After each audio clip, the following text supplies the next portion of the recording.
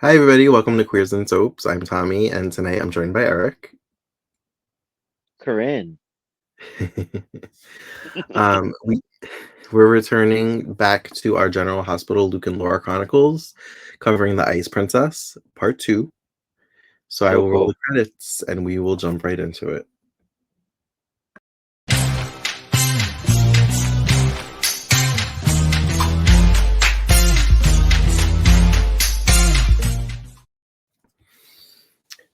So we kind of get a little bit of a replay of Luke, Laura, and Robert noticing that the ground feels cold. Let me just say, I love whoever put these together. It's like it's like movies. I feel like I'm watching like a cool 70s movie, like every time I'm I watching thought it. about you when I was watching it And it takes me like a because you few said minutes. last time it felt like a TV movie, like a mini Yeah, series. And I was like, "Yeah." I was like, "He it probably feels does. that way this week too, because it's showing more than just, like, 2 characters. It's like a whole story." It totally does. And the way they whoever edited this is really good. Like they must be a professional of some sort because it's really good. Yeah. Go on, I'm sorry. It flowed, and I think it's because nothing's missing. I Yeah. feel like every part of it is there. Yeah, and I'm like, I wonder if anything else was happening on General Hospital at the time. Like, there's not a sign of anybody else. Like, Yeah. I assume other people were on, but I don't know. Well, somebody said they had a line where they said a couple of days ago this happened, and it just happened, like, a scene or 2 prior. So I wondered if maybe, like, the other storylines played out, and then 2 days later, like, they just went back to the Ice Princess, and that's why they had Right. that line, and we're just seeing the Ice Princess. It's good stuff, though. I really like it. Um, Down in the layer, the Cassadine layer, I know. I don't know what to call it either. I'm like, underground. we last saw that, what's his name? Mikos, Victor Mikos. dropped a capsule into the champagne fountain, and they started to have dinner, and then they went back into the lounge living room area where the fountain was, and it was frozen. So all the women are freaking out. They think he's a psychopath. They um he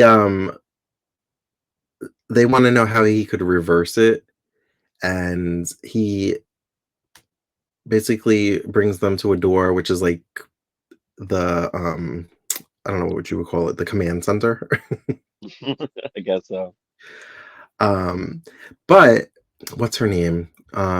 Quartermain, Alexandra. Alexandra. She was smart because he said, "Why don't you take a step into this room?" And she was like, I'll follow behind you." Like, I was like, "Good for you. That was smart."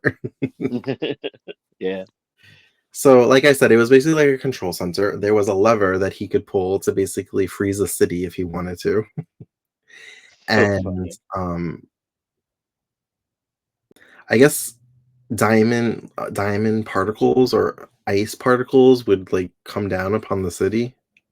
Yeah. It was a phrase they used, and I was like, "That's better than all the biology or chemistry you were talking last time." It was Yeah, very right. simple, and I forgot it. Oh well. I don't think I wrote it down either. I don't remember It had having something to written do it with down. the diamonds, I think. I don't know. Maybe it'll pop back in my head. But and apparently there was like another room in there that they said was for experiments, possibly on animals, I think I heard. And it looked like there was like wind and snow blowing behind that door. Yeah, Um, so Mikos has yeah, that's Alexandra cool. pull a lever to, I guess, make it warm again. And oh, I made balloons happen. There are no balloons in this storyline, so that's a special treat. And outside, Laura notices that the ground seems to be getting warmer. So it's I guess it's like an immediate effect. It just like wears off. Uh, Yeah, pretty quick it seems. and Mikos leads everybody back out into the living room area to show them that the fountain's defrosting.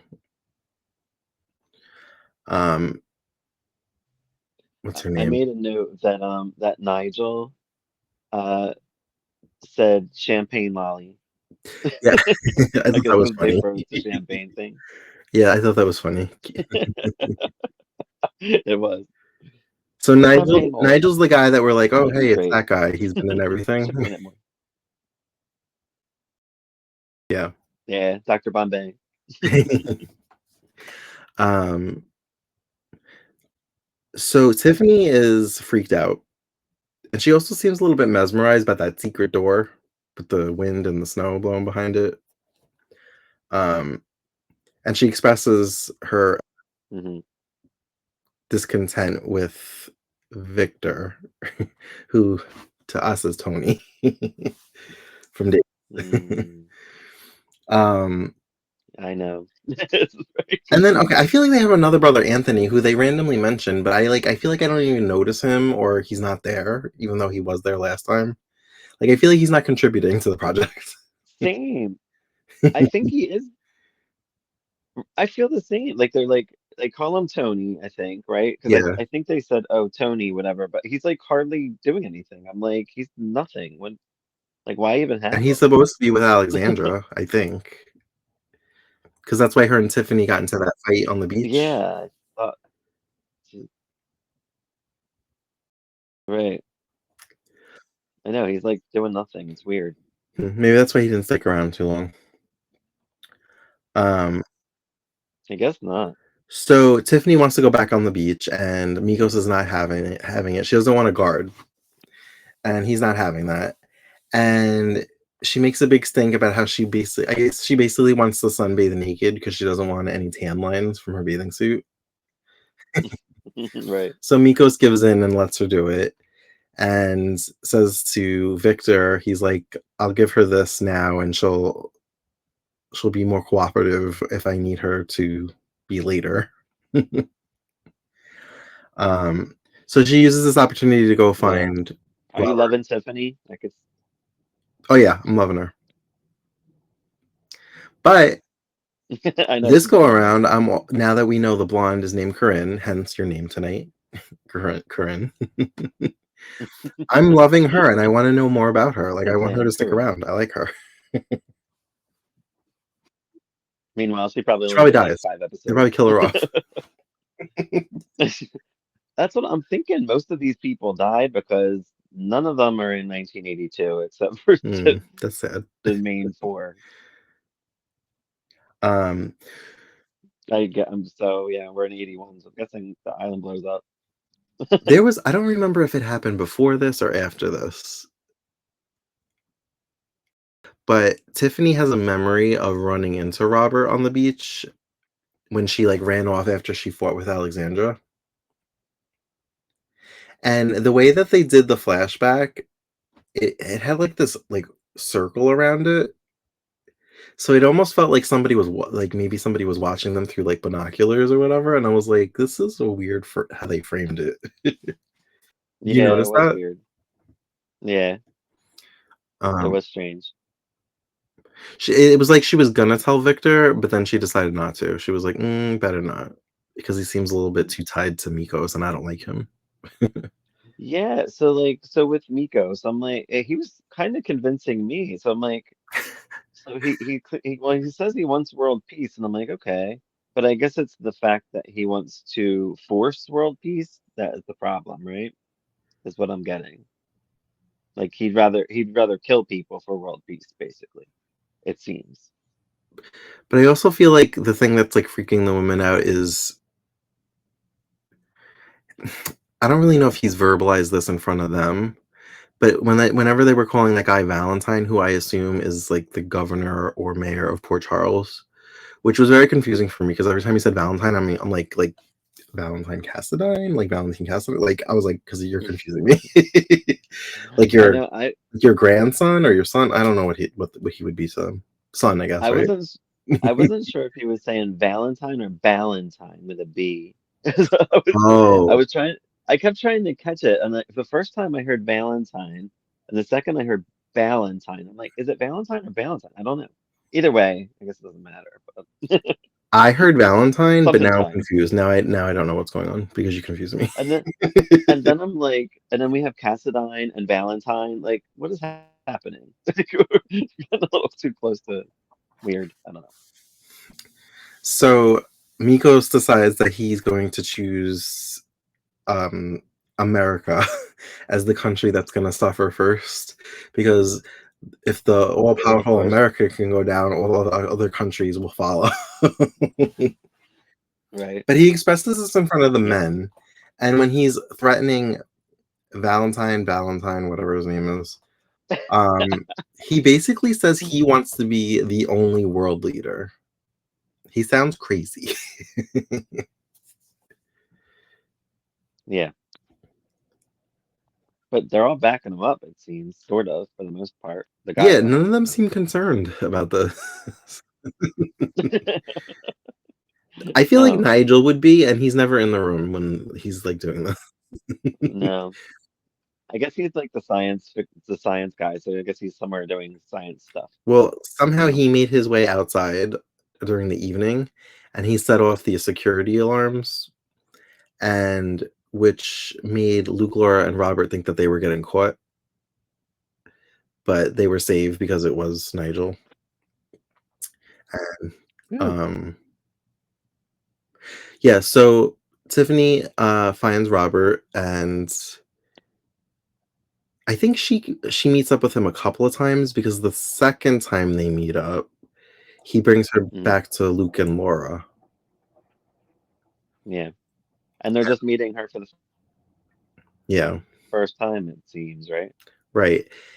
Because they introduced her. So I guess they didn't really know. They knew her as an actress, probably, like, Yeah, but not like a person. That yeah. I mean, that's They knew who she was, but she didn't know who they were.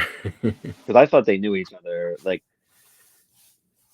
right. Like, I thought they knew who like they met already. I didn't know that was just like, I guess this was Tiffany's introduction as Victor's woman slash actress. Yeah. I I also feel like I got the vibe that they saw each other on the main boat when Luke, Laura, and Robert, I guess, were stowaways pretending to be crew members, because she seemed to recognize them. I think she had a line where she said she saw them on Mm, the boat.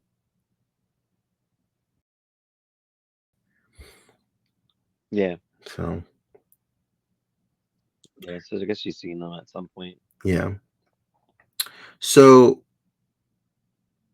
at some point, Laura starts to get frisky with Luke, and he he had a line where he was like, "Are you sure?" And I was like, mm. And this is why they will never sell me on the whole first time being a seduction, because I feel like they're doubling down now on him asking for consent.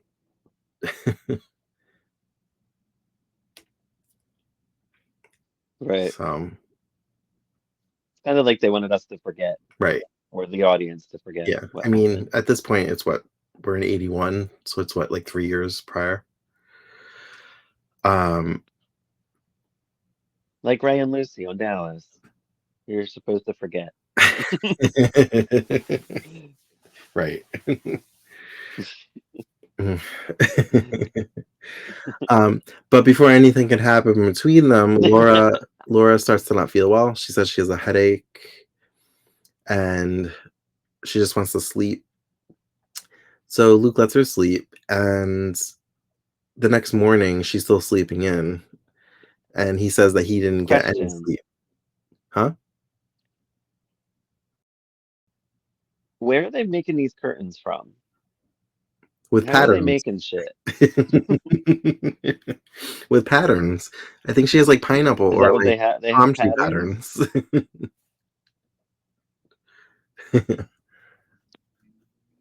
Oh, like I didn't know they had stuff with them. I'm like, I just thought they were pulling shit from the island and making shit somehow. I'm like, how is this happening? Right. Maybe they're finding like old like like people that have been on the island that left stuff like in the jungle or whatever, and they're just repurposing Yeah. it. um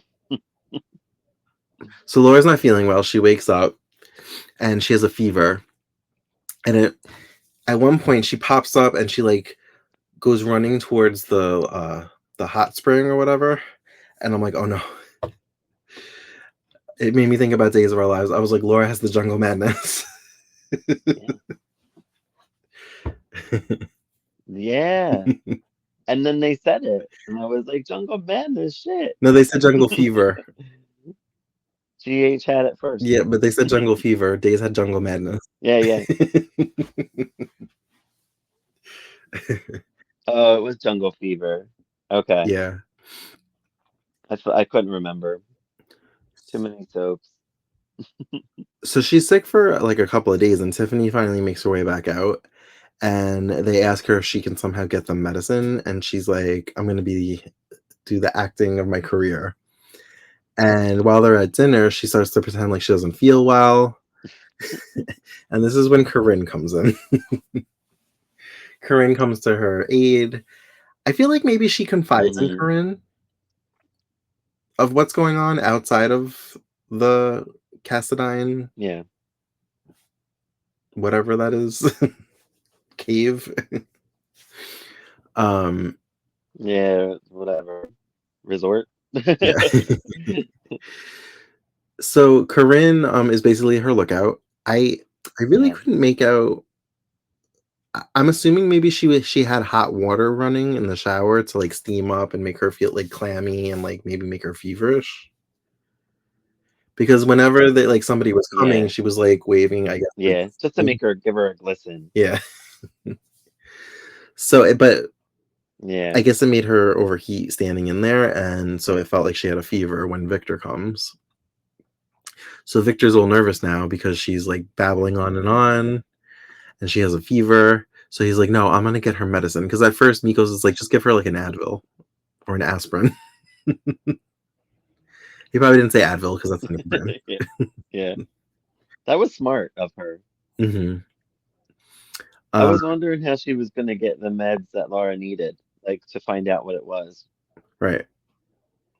Um, so Mikos gives her the medicine. He says this is where he says jungle fever. He says it's just the symptoms of jungle fever. It'll pass in a day or two. So Victor wants to stay by her side, but Corinne says she will, and Mikos says, "Yeah, that's a good idea because you and I have business to discuss." So he pulls Victor away, and they get the medicine. But Laura gets better on her own. It was like a virus that just like she passed.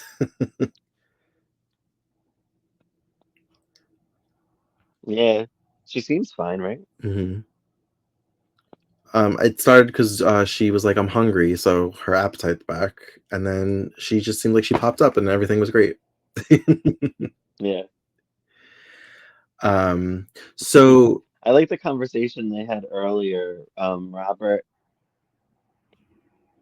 Robert and Luke were talking or whatever about like what Luke was saying, can you leave us alone tonight or whatever? mhm, And I guess because they wanted to get it on yeah, because Laura's a horn dog. right.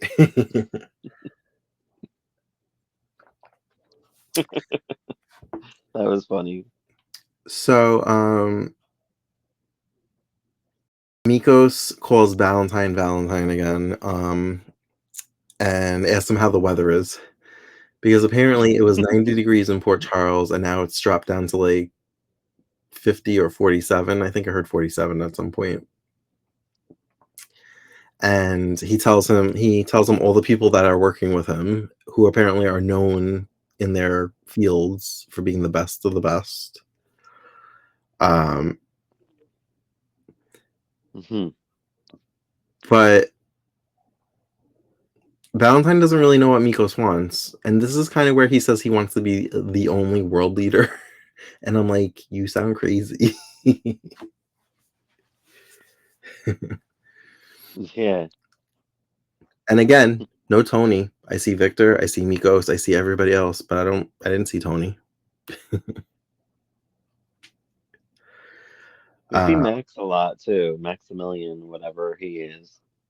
I feel like he's in every scene with the men. Like, and I know him from Primetime, so I think he was on Dallas. Yeah. Um, So They should have made him Tony. right. So Tiffany gets brings the medicine back to Laura, but who's fine now. And but she takes it just in case. Maybe she like has a flare up or something. And she kind of tells them You what never she know. knows of Mikos of yeah, right? Of Mikos's plan.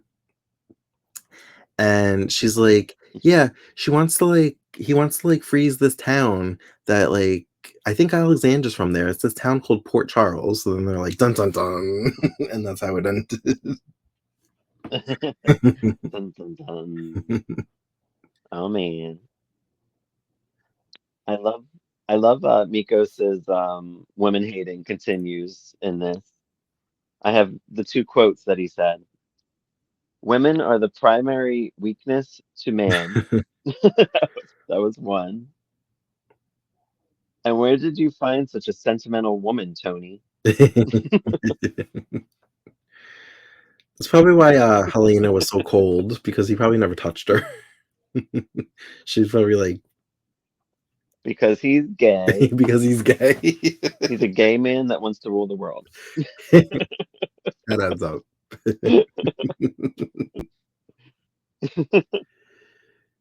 It has to be. Has to. I feel like I talked about all the big Oh, moments. Are Luke there got a any little out of small moments I control in missed? this one too. What was it? Luke got out of control a little bit. He was getting mad when like getting mad at Robert when Laura was sick, and Robert had to knock him out. Hmm. Robert kind of like had to pull rank, and he was like So that happened. he he kind of told him to stand down, and Luke listened for like a minute. Yeah. um,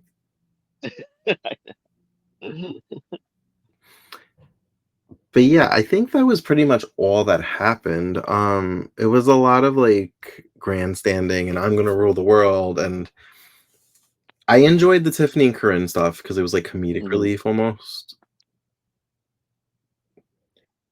and Yeah, it it made was me want to funny. know more about Corinne. So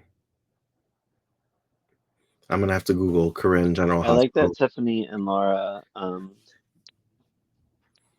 they seem to bond pretty well. Yeah, even though they're not really in the same age range, because Laura's only like barely 19. I feel like. This is why I want you to see when they hook Tiffany up with Noah, she gets a little jealous and annoying and banshee-like, where it's definitely not like the Tiffany that we're watching now. Okay, so you saw Banshee Tiffany first, and you like her better now. Yeah. Okay. Yeah, well, it's weird because like when you see her, like she's okay and she's with Noah, whatever. But then she gets jealous when Bobby comes back to town. And this is like the end of 1982. And then she starts getting like annoying, and I'm like, what the fuck happened? Because she was like the strong, independent woman, and now she's weird and jealous. I wonder if they had a writer change. Yeah, it's weird. Maybe they had a writer I think change they might have. and they just had a different vision for the character. Yeah, I'm I looking it didn't up like that now. vision.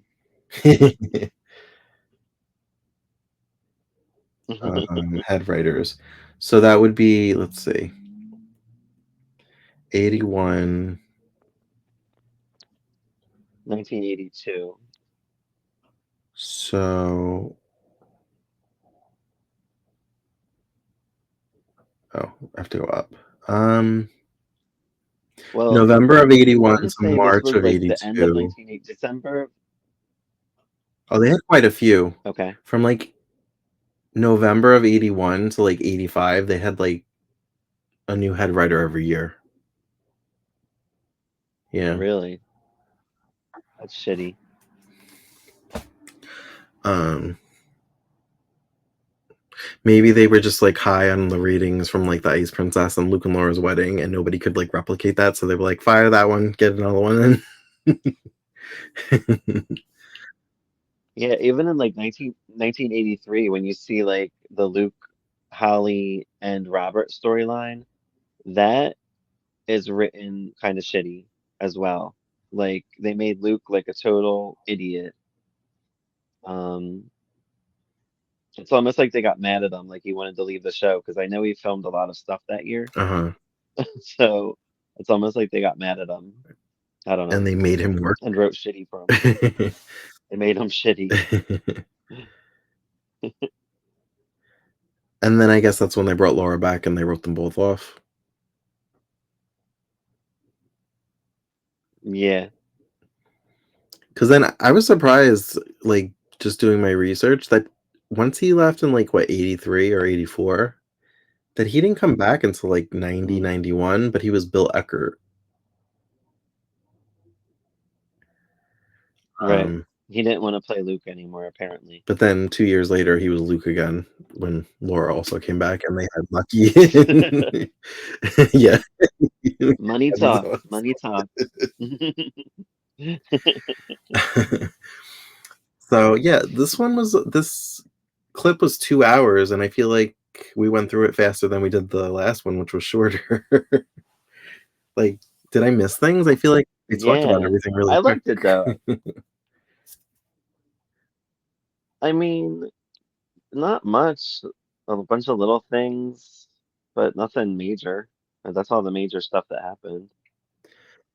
Oh, I did write Jungle Fever. I have Jungle Fever. Um, I feel like we didn't see as much of Alexandra as we did last time. She was more in the forefront last time. But even she was like, even I'm starting to Yeah. agree with Tiffany. She's like, Mikos is a psycho.